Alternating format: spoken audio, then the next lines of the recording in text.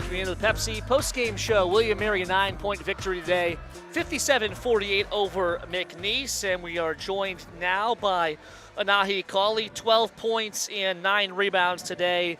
Anahi, it wasn't always pretty, but you guys got the job done today. Yes. Just your thoughts, I guess, on the game and your performance. I guess we'll start just the team's performance as a whole. Your thoughts today.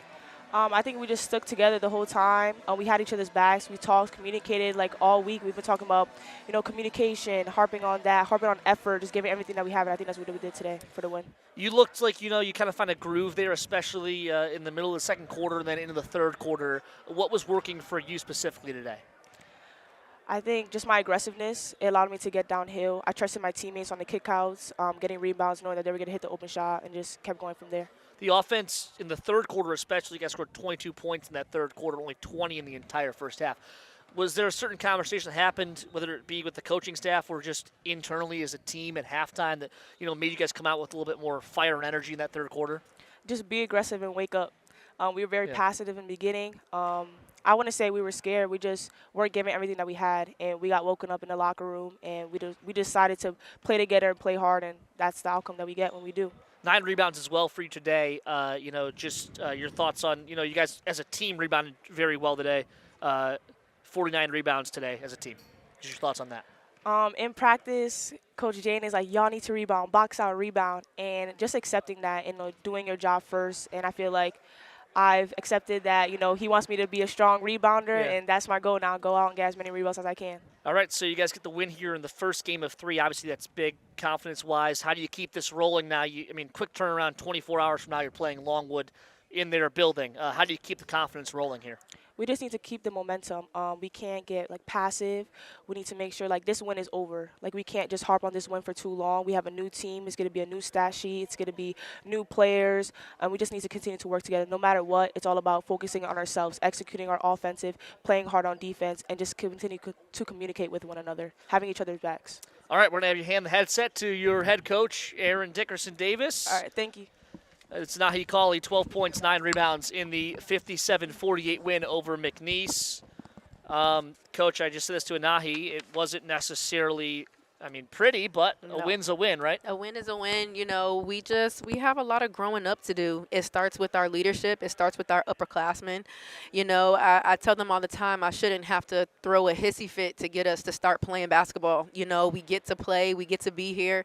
We get to be in this tournament, with some great opponents.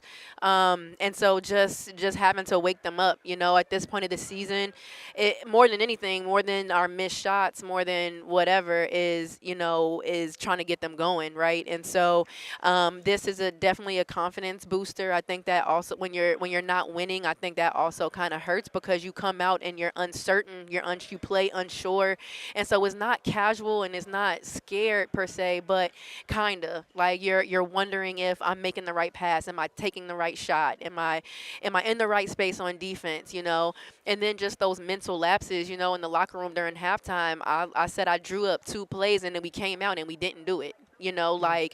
Everybody has to commit to doing their job, and you can't be so worried that you start doing the wrong thing, right? That's counterproductive.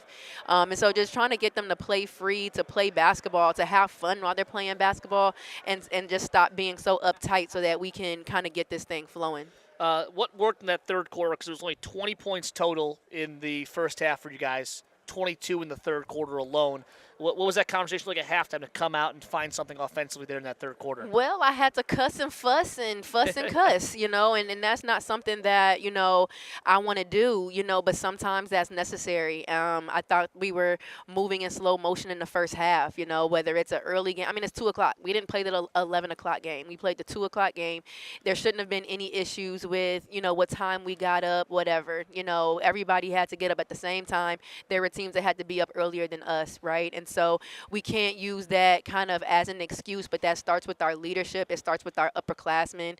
And, it sucks. It's not to point fingers. It's not to show blame on anyone. However, your upperclassmen are vets, right? And so they have to be able to set the tone, and they can't start the game slow. They can't start the third quarter slow, And sometimes I find myself having to threaten lineup shifts, right? Like we're too deep into the system in the season to do that stuff. So I don't know. Like I said, we just have a lot of figuring out to do. It starts with my leadership on the floor. It starts with my upperclassmen.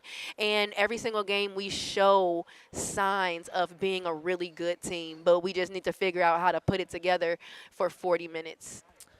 Taking a look at it, pretty balanced effort today. I mean, Mo had 9, Kayla Rolfe 8 from KB as well, then Anahi with 12, Bella with 10, and once again, 15 assists on 20 makes.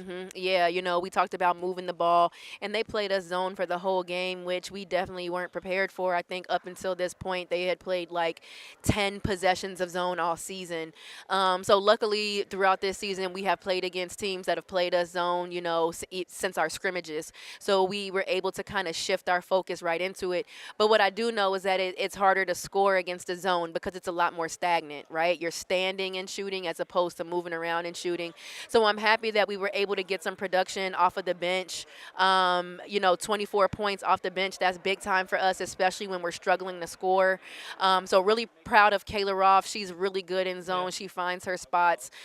She is just like a high post, short corner sniper. She's got such great touch. And then she's also just very smart, so she makes the right passes a lot. She had 1 assist, only 1 turnover, but she just does the right things. And then that helped KB and Tika kind of get rolling a little bit, and then also get the outside shots for our guards. So, I don't know what Longwood will do. Typically, they're going to play us in man, but because we played zone today, we'll be prepared for both of those things. And then also want to talk about Mo a little bit. 9 points. It tied her career high. She had 9 last time out against Tower. So back-to-back 9-point games for her. Also 3 rebounds, 3 steals. Cass didn't have her best shooting game, but had 5 rebounds, 4 assists, 4 steals.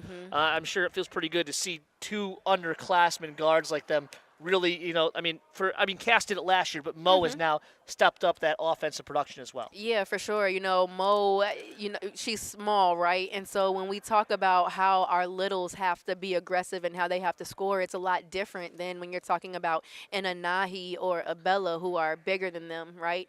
And so we talk a lot about how their defense has to lead to offense, right? So you guys are small, so you should be terrors on defense. People should hate dribbling around you.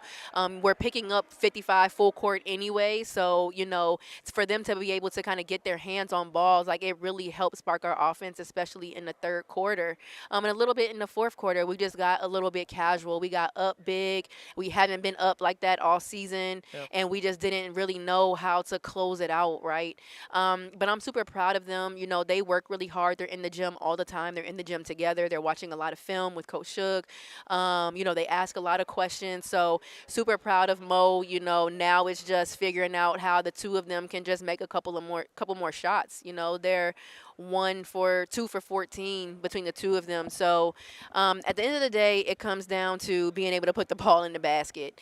And that is where, when we can play with better pace, when we can defend and that lead to our offense, that is when I feel like we score our best. All right, head coach Erin Dickerson Davis, the Tribe win this one 57-48. We'll take a 6-second break and be right back on our Pepsi postgame show.